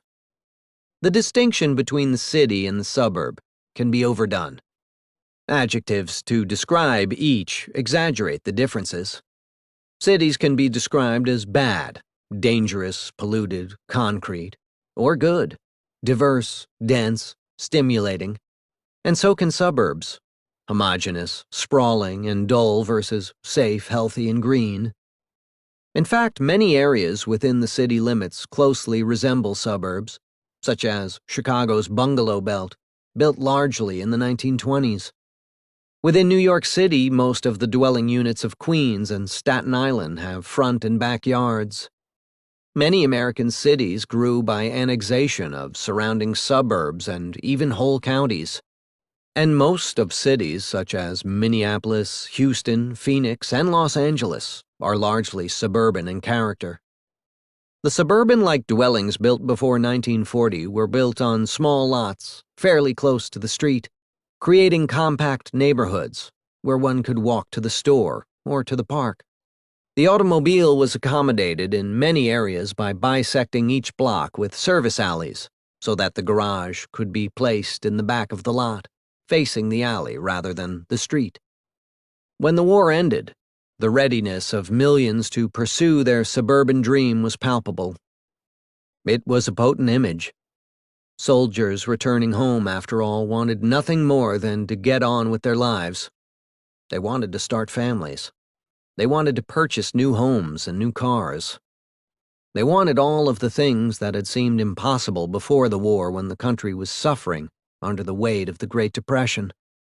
The expectation after the war was that the good life was finally here, that something better than the 1930s was ahead. Whatever they were offered by the enticing advertisements of newly available consumer goods, they were ready and willing and eager to support it. And they could afford to buy after years of high wages, high savings, and nothing to buy. Post-war suburbs were built on a vast scale with the main priority to achieve the lowest possible price. The early post-war Levittown on Long Island eventually grew to house 80,000 people, and a 4-room Cape Cod cottage was marketed for $7,990 in 1949. The GI Bill meant that for many veterans, no down payment was required, and monthly mortgage payments were often lower than renting a small apartment. The interior size of the Levittown cookie-cutter houses amounted to only 750 square feet, just a third the size of the median single-family house built over the past 2 decades. And indeed, these houses were substantially smaller than the urban bungalows described in Chapter 4. The post-war subdivisions were oriented around the individual lot, often with much of the space wasted by a large front lawn, and with any architectural charm defaced by a front-facing two-car garage integrated into the house. There was no central town square, and schools and shopping centers were scattered randomly about, each surrounded by a large parking lot, being accessible only by automobile. Nevertheless, parents valued the privacy and outdoor space available in the new suburbs, and in many cases, built room additions to enlarge the interior space of their tract houses. As part of the lack of planning, most subdivision developers made no provision for commerce. Suburban residents were expected to drive to the nearest town that offered retail commerce, or even to drive back into the central city to shop. Finally, starting in the mid-1950s, the suburban shopping center and shopping mall began to develop. The new regional shopping centers were the obvious solution to the swelling numbers of suburban residents who had no convenient place to shop, and the incentive to develop these centers was amplified by the relatively high incomes of the suburbanites. For instance, whereas the 30 million people that Fortune magazine counted as suburban residents in 1953 represented 19% of the total U.S. population, they accounted for 29% of personal income. The large suburban malls became the new town centers for post-war America. Initially, the Central Mall was outdoors rather than being enclosed in the mid-1950s malls, such as Old Orchard near Chicago and the Garden State Plaza in Paramus, New Jersey, just over the George Washington Bridge from Manhattan. The department anchor stores could be entered either from the massive parking lots or from the interior mall, whereas most of the smaller satellite retailers faced toward the mall rather than toward the parking lot. The developer controlled signage and every other aspect of the mall, down to the type of lighting, benches, and plantings that softened the atmosphere of the mall. Central management and planning contrasted starkly with the lack of planning of the subdivisions themselves. Advantages of the malls were compared to the inefficiencies and visual chaos of traditional downtown shopping centers. The virtues of shopping malls were abundant. Parking was plentiful, safety was ensured by hired security guards, delivery tunnels and loading courts kept truck traffic away from shoppers, canopied walks and air-conditioned stores made shopping comfortable year-round, piped-in background music replaced the cacophony of the street. Suburban sprawl in the regional shopping center did not benefit everyone. Increasingly, families in the outer neighborhoods of the central cities began to shop in the controlled shopping mall environment and shunned the previous bus or streetcar trip to the central city. As middle-class shoppers went elsewhere, downtown shopping districts were left with a clientele that lacked cars and that was dependent on public transportation. Downtown stores began to close, particularly in cities that lacked a dense public transportation network. In promoting an idealized downtown, shopping centers tried to filter out not only the inefficiencies and inconveniences of the city, but also the undesirable people who lived there. Artists and intellectuals were disdainful of suburbs from the start. They were repulsed by the portrayal of suburbs as brainless utopias in the television sitcoms of the 1950s and 1960s. Much of the negativism reflected class divisions. Those leaving the cities for the new suburbs of the 1950s were the former working class, who were in the process of becoming middle class, including factory workers, retail store employees, and school teachers. By the 1970s, the suburbs were stigmatized by the conformity of the subdivision cookie-cutter architecture and a perceived focus on accumulating appliances and other possessions, rather than participating in the cultural events of the city. Urban density can be measured by the population per square mile of the defined land area of each metropolitan area.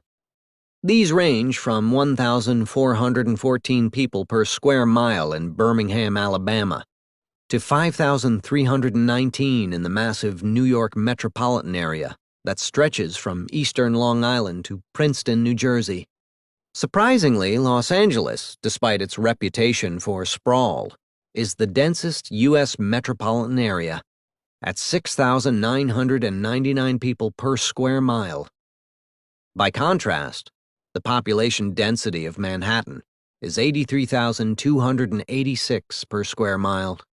For the city of Paris, the figure is 63,298.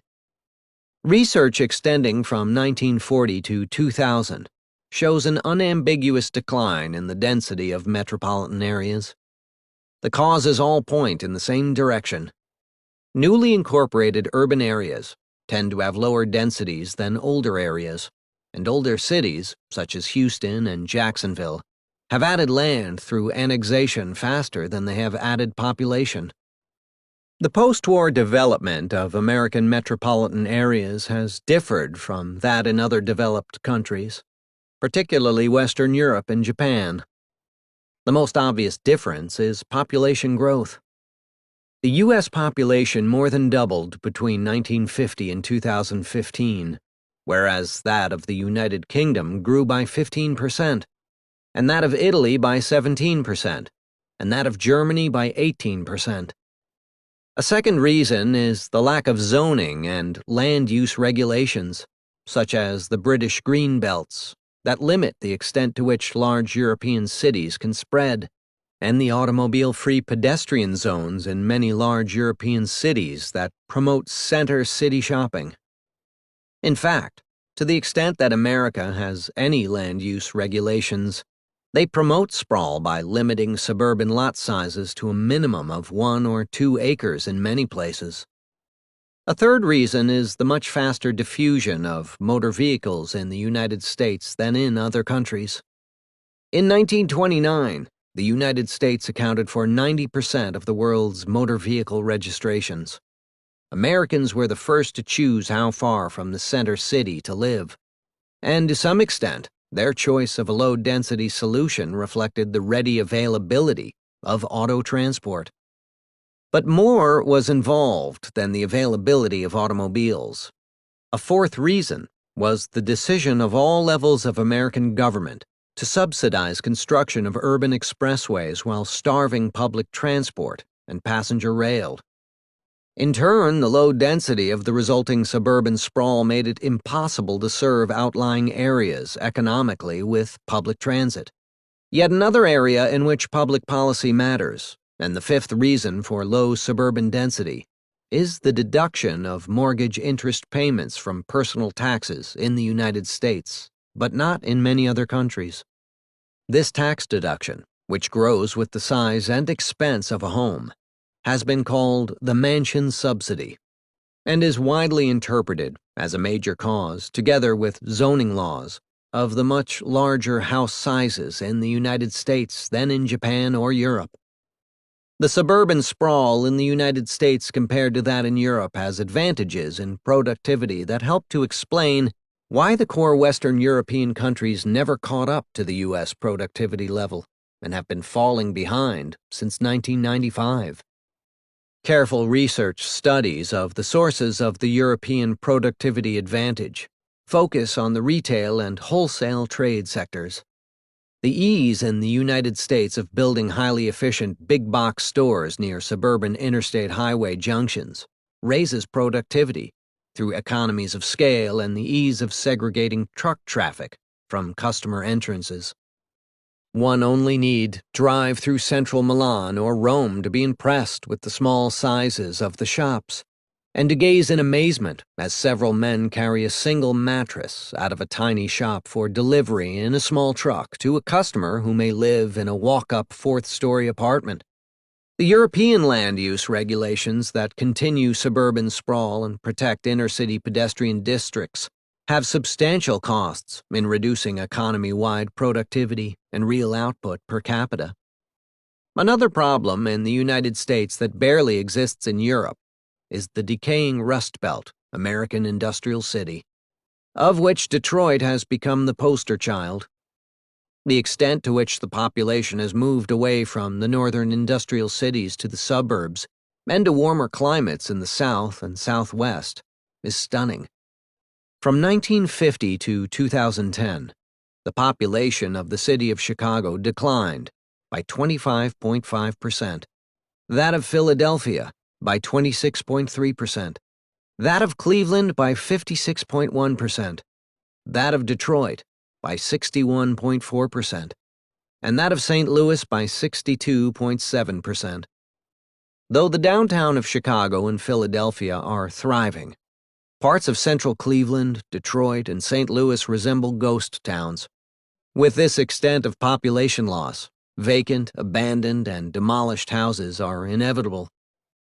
The British consul in Chicago told me in 2012 that his biggest surprise after 3 months on his new job was the utter decay and deterioration of many Midwestern industrial cities. The literature on the decline in urban density appears to have neglected the sharp loss of population in the industrial cities of the Northeast and Midwest. The decay of central cities can be traced to many causes, and racial discrimination plays a major role. During the 1940s and 1950s, there was an epical migration of Southern black sharecroppers to the northern cities, particularly Chicago and Detroit, drawn initially by the employment opportunities provided in the tight labor markets of World War II. The Ford Motor Company, which had built, with government financing, the gigantic Willow Run factory that ultimately completed a heavy B-24 bomber every hour, was desperate to find workers, no matter their level of skill. Ford hired agents to circulate petitions throughout rural Mississippi and Alabama to lure African Americans to take a chance on participating in the American dream. The migration continued after the war, as civilian demand flooded the factories of the industrial Midwest, with orders and the need for more workers. In the late 1940s, as many as 2,000 migrants per week arrived at the Illinois Central Station in Chicago. They found jobs, at least during the great age of U.S. manufacturing that lasted from 1941 to 1972. But they faced the problem of where to live. Crammed into tenement-like apartments designed for smaller numbers of residents, and in some cases with middle-class incomes, the black migrants wanted to buy their own houses. But contemporary America conspired to block that desire, starting with the decision of the Federal Housing Authority to redline any residential area deemed unstable. Because white residents of the areas adjacent to those where the blacks lived refused to live in racially integrated neighborhoods, they fled to the suburbs as soon as a few black families moved in, and this then caused the area to be designated as unstable. The result was that most black families that bought houses in Chicago in the 1950s were unable to obtain conventional mortgage financing, and instead relied on contract financing that sold them houses at inflated prices, with repayment contracts that carried high interest rates, and that did not allow the residents to build home equity. Hence was born the urban ghetto that spread to large areas of Chicago, Detroit, and other cities in the Midwest and Northeast. It was ironic that the same federal government that a few years later in 1964 passed sweeping civil rights legislation was also a major factor in sustaining urban segregation and creating urban poverty. After the 1960s, central city manufacturing went into a decline that was in large part caused by globalization. Imports began to replace goods that formerly had been made in central city manufacturing plants, and American multinational corporations moved some or all of their manufacturing operations to foreign countries. This happened at the same time as the moving of manufacturing from crowded multi-story and inefficient plant structures to greenfield sites in the suburbs of the old northern industrial cities, and increasingly to the southern states. The combined effect of all this movement has been to increase inequality, as central cities lost the unionized blue-collar jobs that had been the foundation of their prosperity in the 1950s and 1960s. Racial segregation in the suburbs was even more extreme than in the cities, enforced by government loan policies and redlining by local bankers. In the most distressed cities, such as Detroit, Newark, and St. Louis, As jobs and residents disappeared, many owners walked away from buildings, some of which were torn down, and others of which were destroyed by arson. It became common to compare American city centers with Dresden after the war, and to marvel that a country rich enough to put a man on the moon could let such a thing happen to its city centers. As American suburbs matured, problems intensified, starting with political fragmentation. Although some cities, such as Houston and Jacksonville, Florida, annexed most of their suburbs and maintained central government control, in most other cities, the central city limits were fixed, and the suburbs were governed by dozens, if not hundreds, of local, county, and single-purpose agencies. A display of a typical property tax bill from Hempstead in Nassau County on Long Island shows 15 lines for the separate agencies that benefit from the property tax on a single property. In fact, there are 7,000 separate units of government in the state of Illinois. This multiplicity of political entities without the metropolitan government established in large areas, such as Toronto, enables white, affluent suburban owners to use political dividing lines and zoning laws to evade tax burdens for welfare, schools, police, and fire protection for the poor people remaining in the central cities.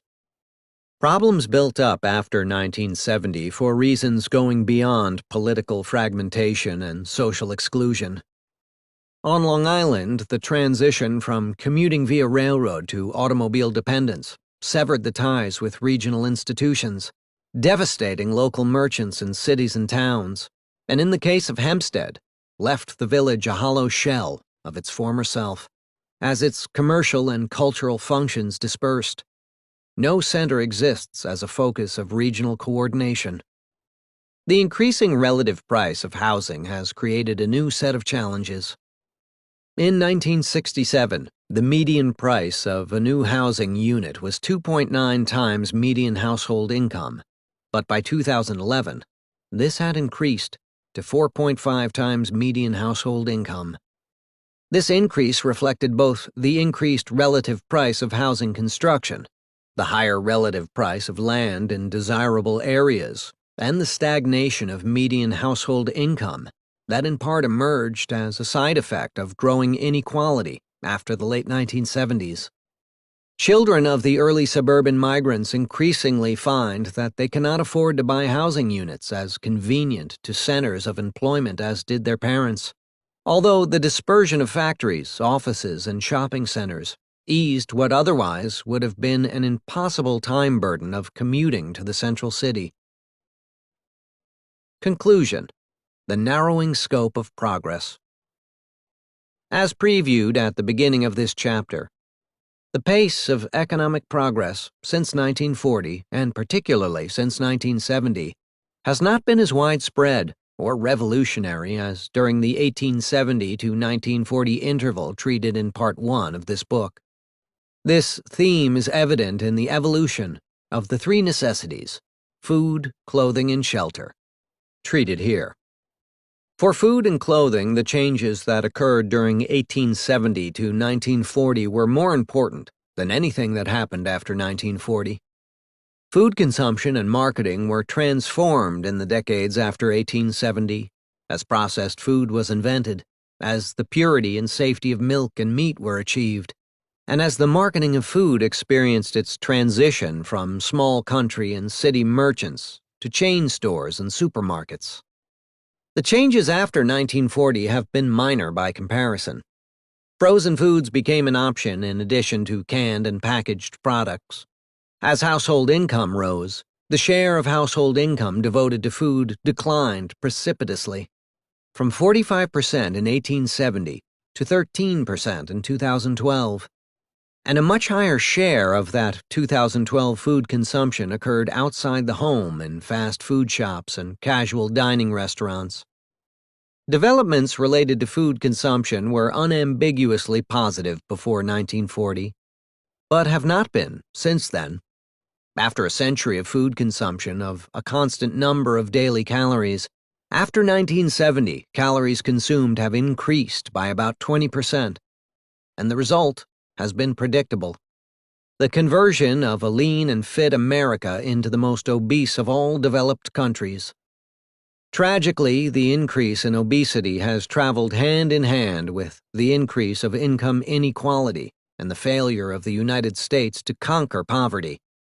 Urban ghettos, food deserts, and other symptoms of poverty result in the dependence of poor people on junk food. And the absence of a comprehensive nationwide healthcare system leaves the poor overly dependent on emergency rooms for the acute care that could have been avoided by provision of preventative medical care across all income levels. The second necessity is clothing. The most important shift in this area, freeing of women and girls from the obligation to sew their own clothing, had been accomplished by 1940. The post-war era involved mainly a transition in styles, both at home and at work, toward a more casual and less expensive wardrobe. Retail options blossomed as Walmart and Target allowed customers to browse through large selections of clothing at rock-bottom prices.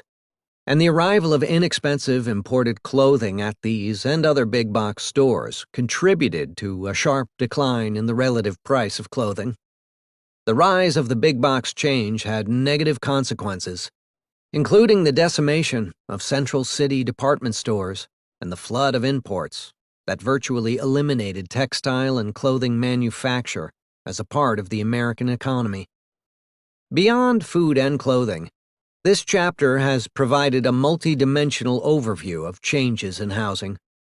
After 15 years in which there had been very little residential construction during the Great Depression and World War II, after 1945, the race was on to provide housing to satisfy the excess demand of the millions who, as a result of the war, had substantial savings and much higher wages than before the war. Additional pressure for an increase in the supply of housing came from the baby boom itself, as the population increased rapidly, by 20% in the decade of the 1950s alone. The cities were full, the land in the suburbs was cheap, and so America diverged from Western Europe in pursuing a path of urban development that was more dispersed, with the population distributed at a much lower density than any precedent in the urban history of developed countries. An important contributor to sprawl was arithmetic. The U.S. population more than doubled between 1950 and 2010, whereas population growth in countries such as Germany, Italy, and the United Kingdom was less than 20%. Suburban development began with small houses on small lots, but all the suburban houses had yards that provided fresh air and a release from the congestion of the central city. The post-war suburbs were notable for the lack of planning of central public spaces and the lack of access to public transit. Gradually, new construction built larger houses on larger lots, and this enlargement of the typical American home continued after 2012. The average newly constructed single-family house had triple the square feet of one built in the late 1940s. Because half of American dwellings as of 2015 were built after 1977, these much larger houses contained all the modern appliances and were built with central air conditioning. As revolutionary as air conditioning window units seemed in the first half of the post-war era, they have become ever less necessary as the average year of construction has advanced year by year. Newly built houses incorporated additional features that went beyond the appliances of the 1950s, including built-in microwave ovens, under-counter kitchen lighting, and ceiling fans even in air-conditioned rooms, as well as outdoor hot tubs and propane gas grills. Though the increase in house sizes was steady, the trajectory of the adoption of the major appliances was not steady, nor was the increase in their quality. There is a sharp distinction between the first half and last half of the interval covered in this chapter. Progress was rapid in adopting appliances until, by 1975, the rates of adoption had reached the same levels as prevail today, except for the microwave oven and central air conditioning. There is an uncanny similarity in the frequent evaluations of household appliances by Consumer Reports, CR. Quality and capabilities were poor in the late 1940s, but then improved so quickly that by 1970, the CR product reports agreed that quality issues and defects had all but disappeared for all major appliances, and there was no further need to report about product quality. Indeed, there is no longer any need for CR to publish reports on the major consumer appliances, and it rarely does so. In addition to a sense of stasis after 1975 in the evolution of food, clothing, and household equipment, there are additional negatives to consider that partly offset the ever-growing size of houses. Among the most obvious are the inherent defects of the American urban model of low density, subsidization of public highways, and starvation of public transit. The result is routine traffic congestion, not to mention high energy consumption as distances extend from home to work. Increased income inequality has been joined by increased social inequality, as the upper part of the income distribution lives in their large houses, ever farther from the poor, many of whom are still trapped in central city ghettos and food deserts. More than for most aspects of the standard of living, the economics of housing location and the locational aspects of the quality of life are intertwined with local politics. The governance of the United States is the opposite of the model of a strong central government that collects revenue at the center and then distributes it rationally according to the merit of projects and the need of the citizens. Instead, the United States has been cordoned off into a multiplicity of local governing units that allow the most prosperous citizens to avoid transferring financial resources to poorer districts. This matters especially for local schools, which are primarily financed by local property taxes. Fiscal inequality worsens the inequality of educational inputs, and consequently the educational achievement of students living in rich versus poor school districts. In this way, local school finance begets an increase of income inequality in the next generation, perhaps the most pernicious effect of post-war suburbanization in the United States. Please subscribe and press the bell icon to never miss another update. Please like, share and comment.